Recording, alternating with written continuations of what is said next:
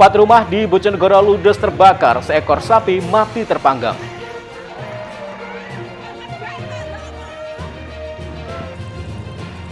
Manis segarnya legend asli Tuban, minuman favorit saat berbuka puasa.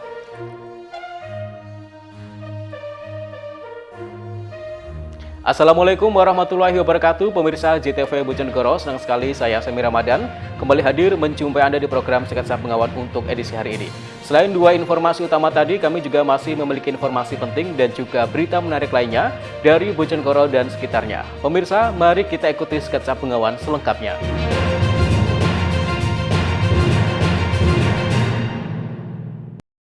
Pemirsa, kita awali informasi yang pertama. Kebakaran hebat melalap 4 bangunan rumah warga di Kabupaten Bojonegoro, Jawa Timur pada Selasa siang. Besarnya kobaran api membuat warga sekitar panik. Tidak ada korban jiwa dalam kejadian ini, namun kerugian ditaksir mencapai ratusan juta rupiah. Beginilah kebakaran hebat yang menimpa 4 rumah milik warga di Desa Gayam, Kecamatan Gayam, Kabupaten Bojonegoro pada Selasa 26 Maret 2024 siang. Kebakaran membuat seluruh bangunan rumah berikut perabotan beserta barang berharga yang ada di dalamnya ludes, nyaris tidak tersisa. Titik api diketahui warga pertama kali muncul di rumah milik Sukardi, 59 tahun, dan langsung merambat ke seluruh bagian rumah milik Wahyudi, Gito, dan Supri. Kobaran api yang besar langsung melahap rumah hingga ludes, nyaris tidak tersisa. Belum diketahui secara pasti pemicu kebakaran, namun diduga penyebab kebakaran akibat konsleting listrik. Api baru berhasil dipadamkan setelah 13 petugas pemadam dan 2 unit mobil pemadam kebakaran tiba di lokasi kejadian. Kebakaran rumah di Desa Gayam untuk korban atas nama Kardi usia 59 tahun.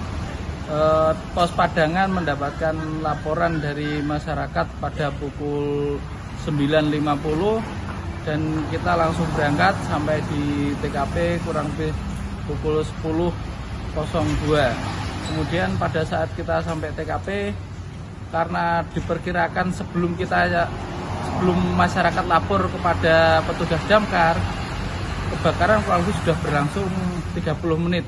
Sehingga pada saat kita sampai, kebakaran sudah hampir 80%. Kemudian kita melakukan pemadaman sampai dengan pukul 11.25 dan kebakaran yang menghanguskan punya warga kurang lebih sekitar 95%.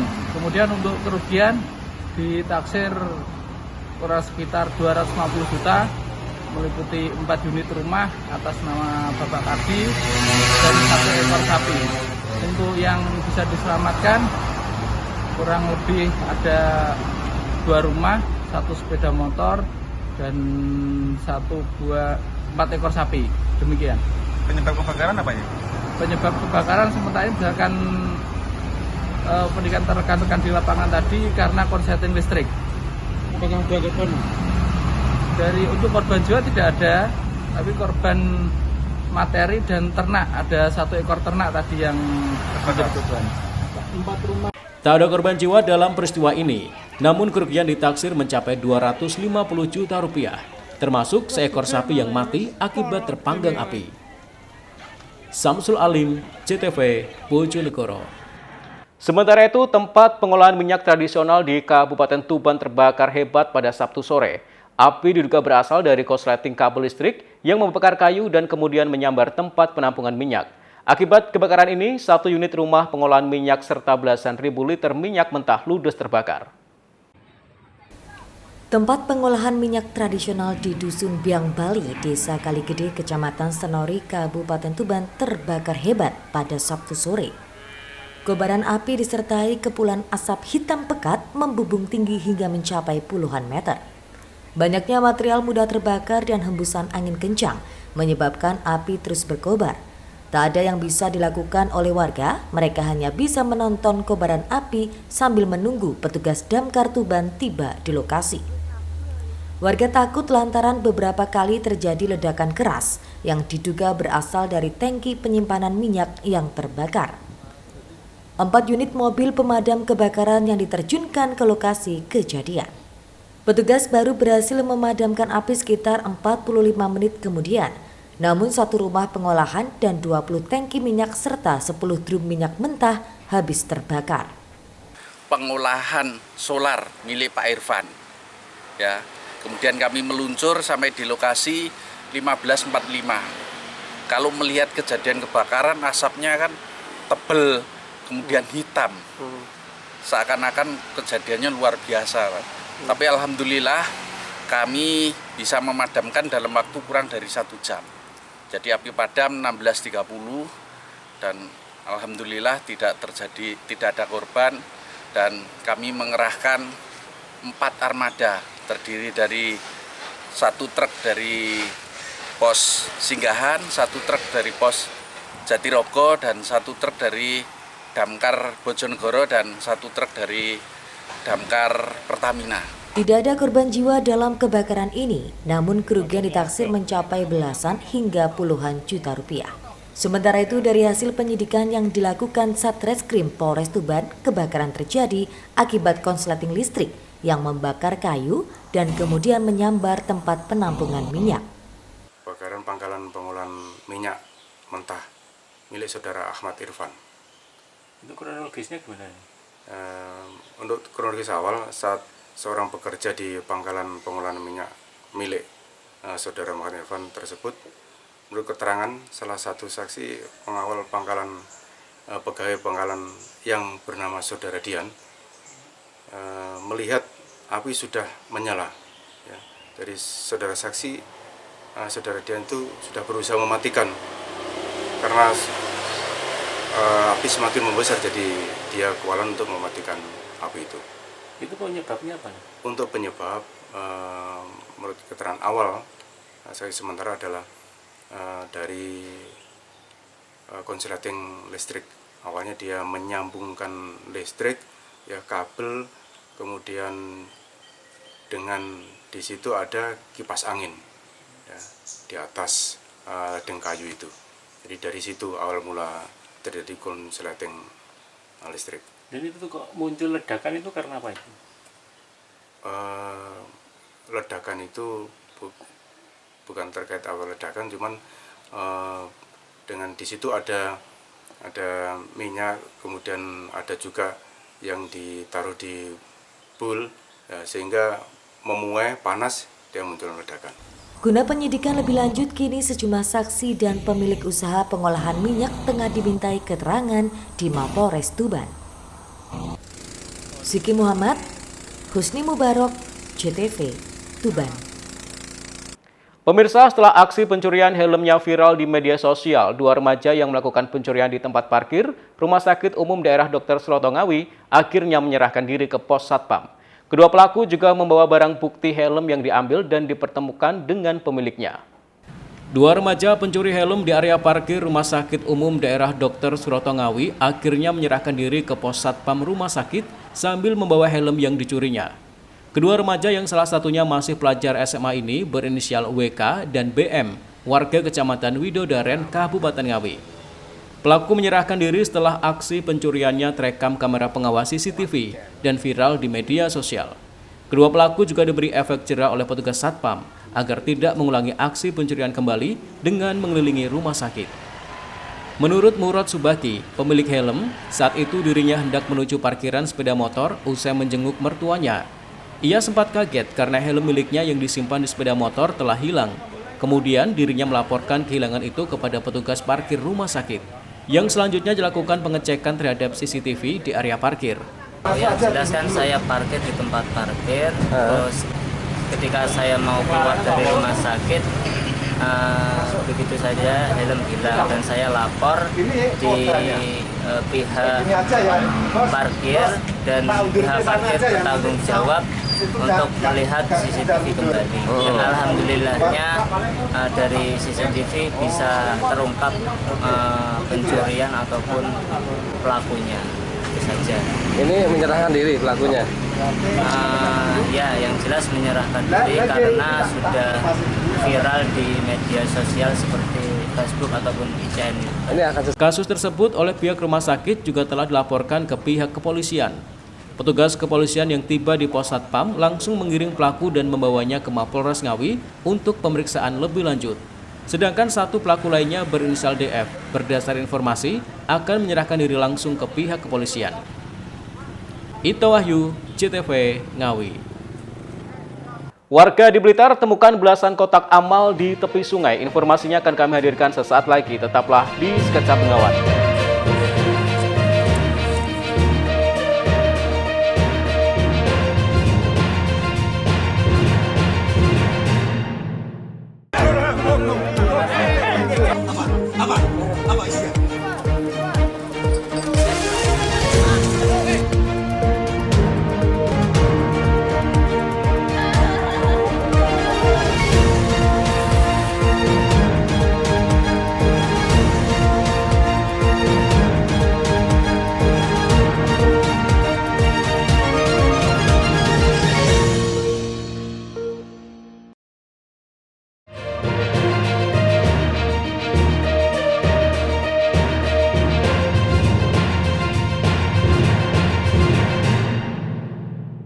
Pemirsa, terima kasih Anda masih di Sketsa Bengawan.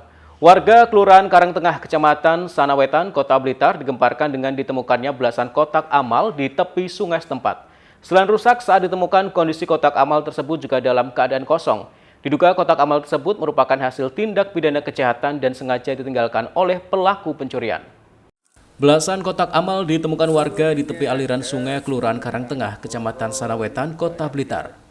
Total ada 11 kotak amal dan terdapat stiker yang bertuliskan nama sejumlah masjid dan musola di Kota Blitar. Warga menemukan tumpukan kotak amal tersebut pada hari Jumat yang lalu dan baru dilaporkan pada hari Sabtu kemarin. Selain dalam kondisi rusak, seluruh kotak amal tersebut juga sudah kosong. Warga menduga kotak amal tersebut sengaja dibuang oleh pelaku pencurian. Yang ditemukan dibuang di situ. Berapa, Pak? 11 Kotak amal semua atau? kotak amal. Itu awal mulanya seperti apa, Pak, pas nemuin itu ceritanya? Yang tahu pertama itu kakak saya ke sana. Saya lewat, diberitahu sini ada kotak amal itu. Langsung lapor ke Itu jarak berapa hari, lapor sama Pak RT, sama ini warga rumah ini. Saat ini kejadian penemuan belasan kotak amal tersebut masih didalami oleh jajaran kepolisian Polres Blitar Kota. Apakah ada kaitannya dengan tindak pidana kejahatan dan pencurian atau tidak? Telah ditemukan kotak amal sebanyak 11 kotak dari berbagai musala yang ada di wilayah Kota Blitar dan Kabupaten. Terkait dengan penemuan kotak amal tersebut, Satreskrim Polres Blitar Kota dan Reskrim Polsek Sanawetan melakukan langkah-langkah penyelidikan untuk mengetahui siapa pelaku yang telah melakukan pencurian kotak amal tersebut. Muhammad Asrofi, CTV Blitar. Sementara itu, petugas gabungan dari Pemkab Ngawi dan kepolisian melakukan pemangkasan dan pembersihan terhadap ranting pohon yang menutup rambu lalu lintas.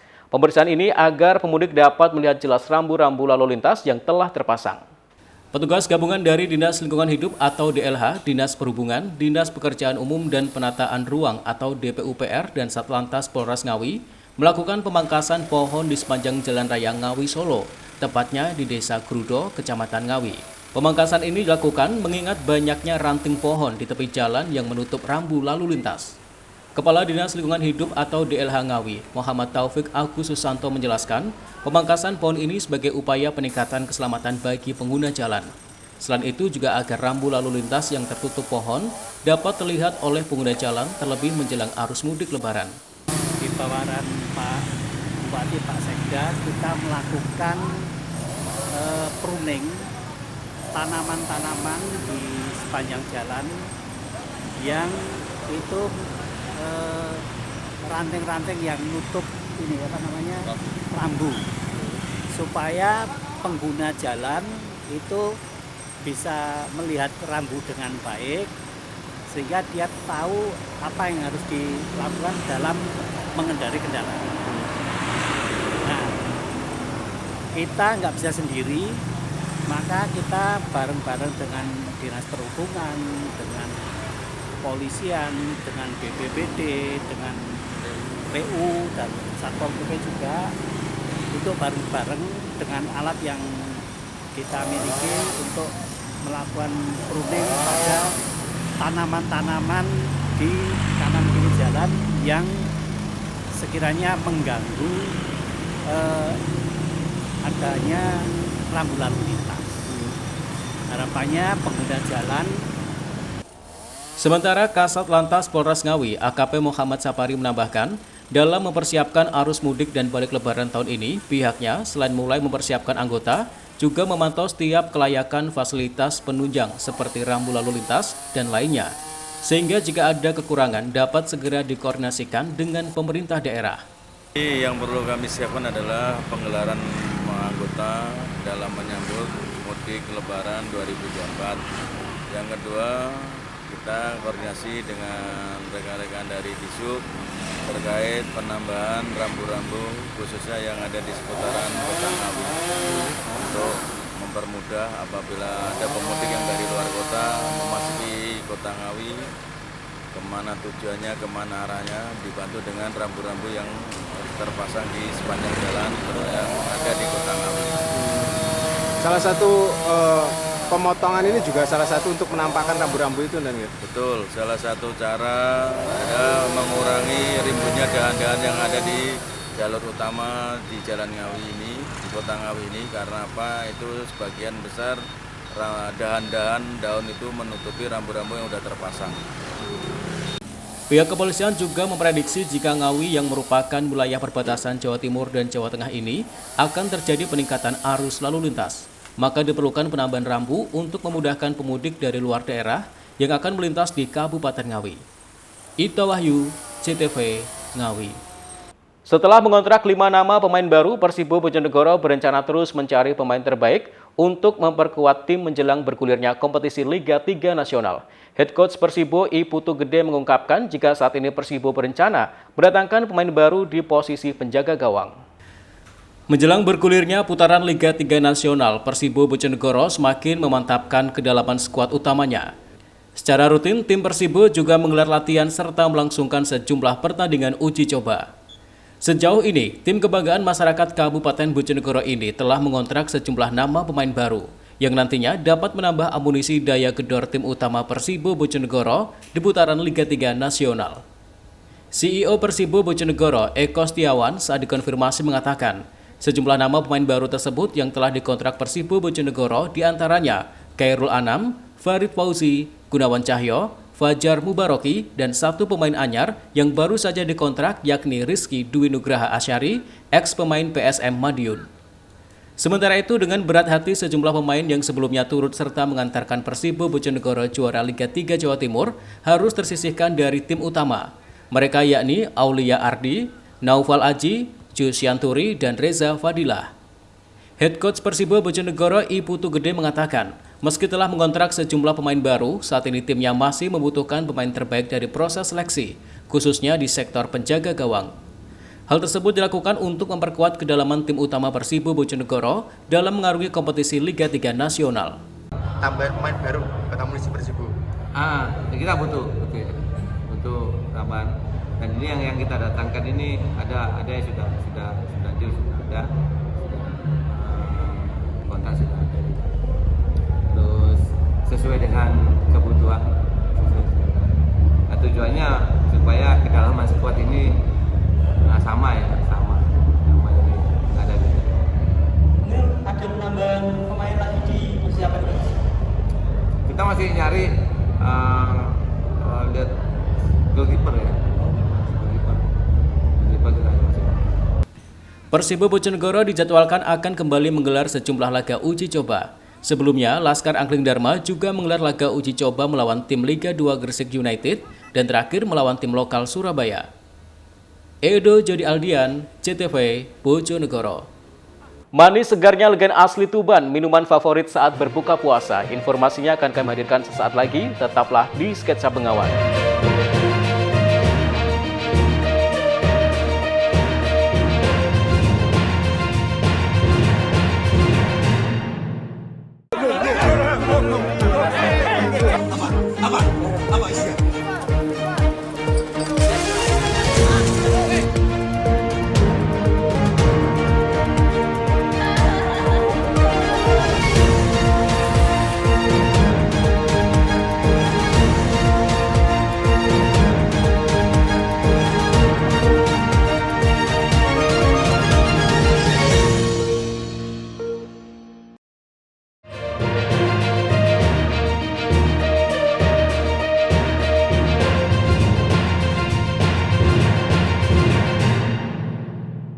Pemirsa, terima kasih Anda masih di Sketsa Bengawan.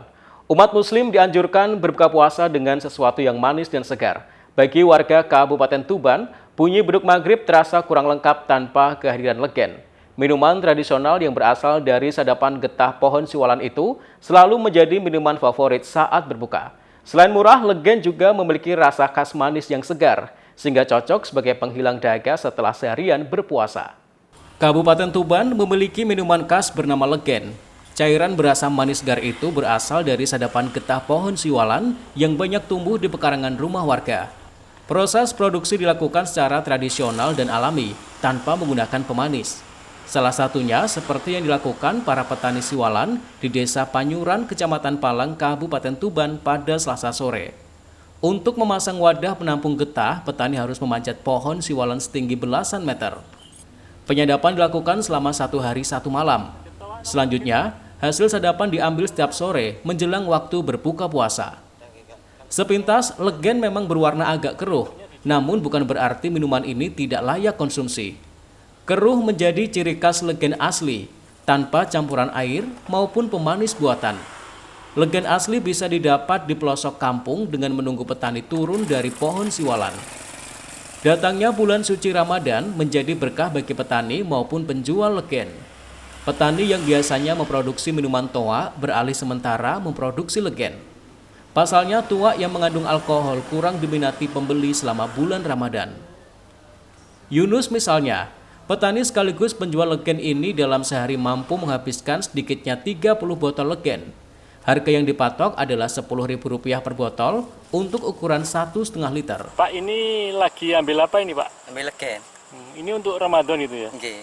Kalau di luar Ramadan biasanya produksinya apa? Produksi toa, Pak. Toa. Oke. Kok berhenti toa kenapa ini? Lebih laku legen atau gimana? Kalau Ramadan lebih laku legennya. Legen ya? Iya. Sehari bisa jual berapa, Pak? 20-30 liter. Itu per liternya dijual berapa itu? 10.000. 10.000. Jualnya kemana biasanya, Pak? Kadang apa pembeli-pembeli di apa? Samping jalan gini ya. Pak, sehari bisa manjat berapa pohon ini? 12. Dalam sehari, penjual legen biasanya mampu memanjat hingga 12 pohon siwalan. Hasil sadapan legen biasanya diambil saat menjelang buka puasa. Bagi Anda yang berminat, bisa pergi ke pelosok-pelosok desa di Tuban untuk menikmati segarnya legen asli yang baru diambil dari pohon. Selama bulan Ramadan, legen menjadi minuman favorit penghilang dahaga saat buka puasa. Selain murah, minuman ini memiliki rasa manis yang khas dan menyegarkan. Bu, ini tadi beli apa, Bu? Legen. Berapa? 1. Ini nanti untuk apa ini? Nak buka puasa. Rasanya gimana sih, Bu? Seger, enak, manis. Iya. Sering, Bu, buka legen gini? Sering. Iya. Tiap tahun beli di sini. Oh. Dengan Bu siapa, Bu? Bu Robiah. Tidak hanya menghadirkan sensasi segar saat diminum, legen juga memiliki banyak khasiat bagi kesehatan. Salah satunya yakni memperbaiki fungsi ginjal. Selain itu, legen juga memiliki khasiat mengatasi diabetes, memulihkan stamina, mengembalikan cairan tubuh yang hilang. Siki Muhammad, Husni Mubarak, CTV, Tuban. Sementara itu, mendekati Hari Raya Idul Fitri 1445 Hijriah, permintaan parsel di perajin terus mengalami peningkatan.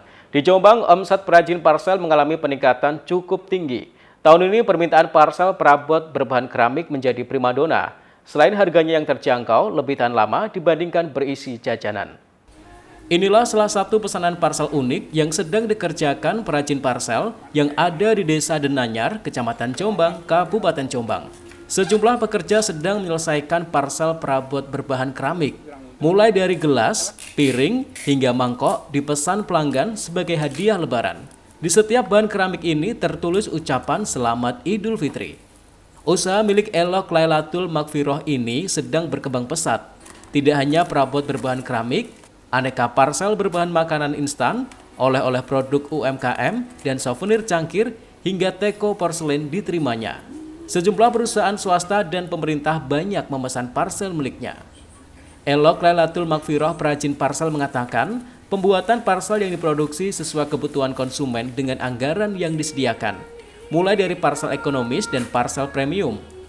Untuk paket ekonomis, dijual mulai dari harga Rp35.000 hingga Rp100.000. Tahun ini, permintaan parsel kelas menengah lebih banyak dibandingkan kelas atas. Yang ramai untuk pemesanan parsel di tahun ini apa, Mbak? Kalau untuk yang tahun ini itu parsel keramik sama kayak hampers yang harganya di bawah 100.000. Kenapa kok jadi tren ini? Karena mungkin orang-orang biasanya dibuat kayak kalau orang Jawa itu kan dibuat weweh gitu ya. Jadi mereka nyari budgetnya itu yang terjangkau sama mereka. Rata-rata rencana sampai berapa sampai hari ini? Untuk parsel? Iya, untuk yang keramik. Yang keramik itu alhamdulillah udah 500 paket yang seperti keramik cangkir lepek, terus sama piring mangkok, kayak gitu tuh. Ada tulisan Idul Fitrinya juga. Permintaan parsel berbagai ukuran ini bukan saja dari wilayah Kabupaten Jombang, melainkan juga dari daerah lain seperti Malang dan Surabaya.